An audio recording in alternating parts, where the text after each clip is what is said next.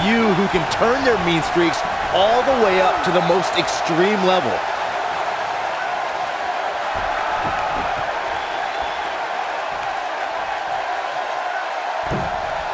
Diving crossbody! Throwing all caution to the wind.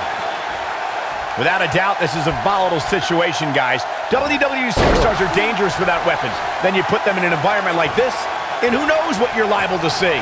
This is what makes him one of the best in the business.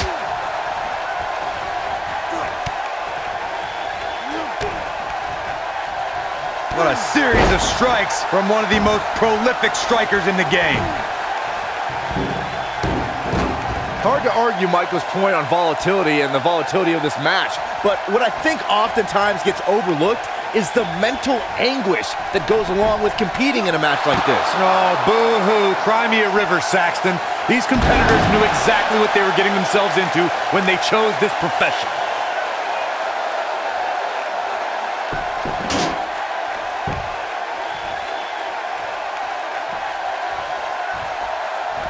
Real quick reminder, guys, there are no disqualifications and no countouts in this one. Anything is legal. Oh, and there are enough weapons under the ring to fill an armory. Dropped from above.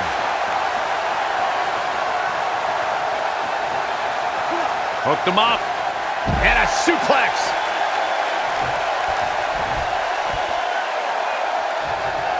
Corey, we've seen unbelievable championship matches and triple threat contests over the years.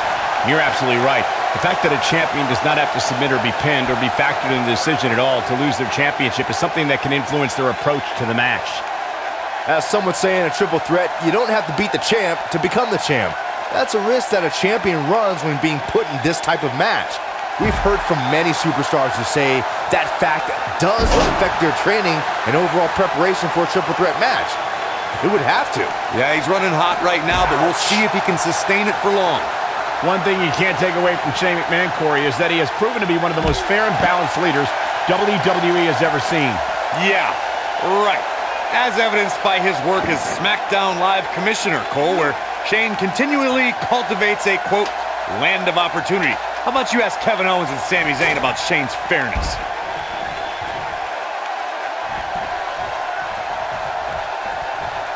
You guys brought up a great point about SmackDown being the land of opportunity, thanks in part to Shane McMahon.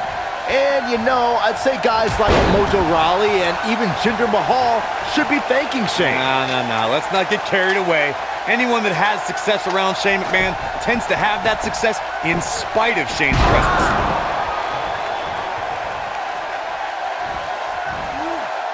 Leg sweep. I don't know how much more Shane McMahon can endure. There's a very real chance he might not be able to recover from this here in this triple threat match. Oh, man, he's ripe for the picking now. There's almost no way he can still win this thing. Not after taking all this punishment.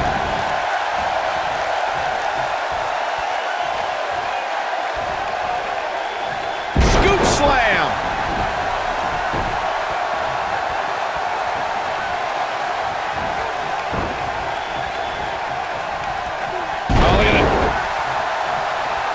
Head scissors applied. Ooh, look at this.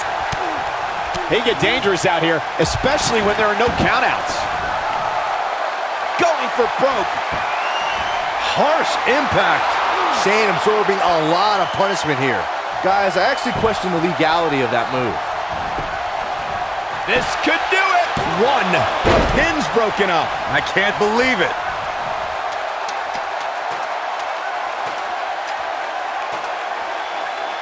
Of course, Extreme Rules matches have resulted in some gruesome moments over the years, and perhaps none was more gruesome than in 2012 when Brock Lesnar busted John Cena open following a vicious attack.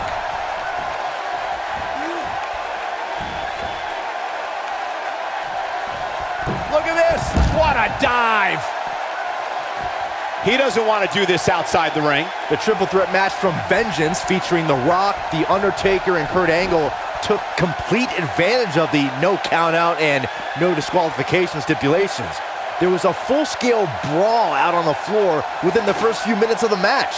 The Dead Man battled both superstars and refused to relinquish his undisputed WWE Championship. It was anyone's match. These superstars threw caution to the wind and went at each other with a ferocity we'd never seen before.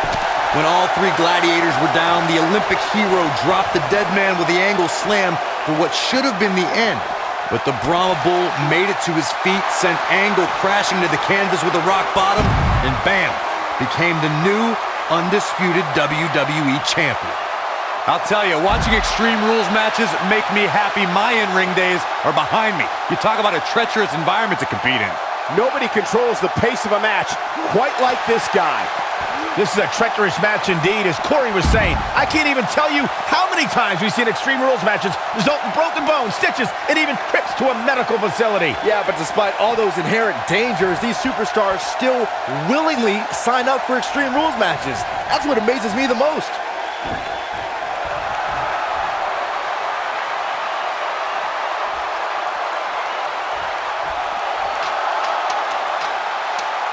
If you ask me, guys, matches like this where there are essentially no rules are one giant free-for-all where absolutely anything can happen. Whoa!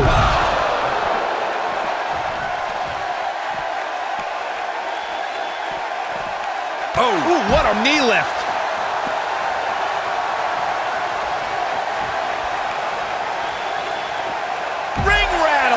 Byron, you spoke about this before. A competitor must do everything they can do to start things off on the right foot in a triple threat match.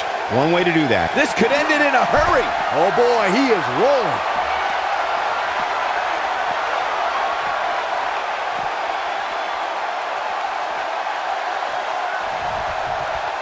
Some superstars who've competed in a triple threat match feel it's a good idea to have both a finishing move that brings you to a pinfall attempt on your opponent and a submission move that can make your opponent tap out.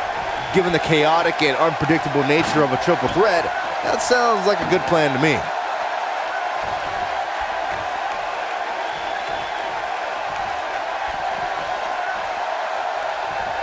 Shane McMahon going up. As Byron mentioned, innovation certainly is a key in a match like this. A competitor can't be adverse to taking action outside the ring. By no means is this your traditional contest. No, it's not, Cole, but at the same time, you still win this match the old-fashioned way, by pinfall or submission. No, reverses it. Oh, it's not going to be pretty.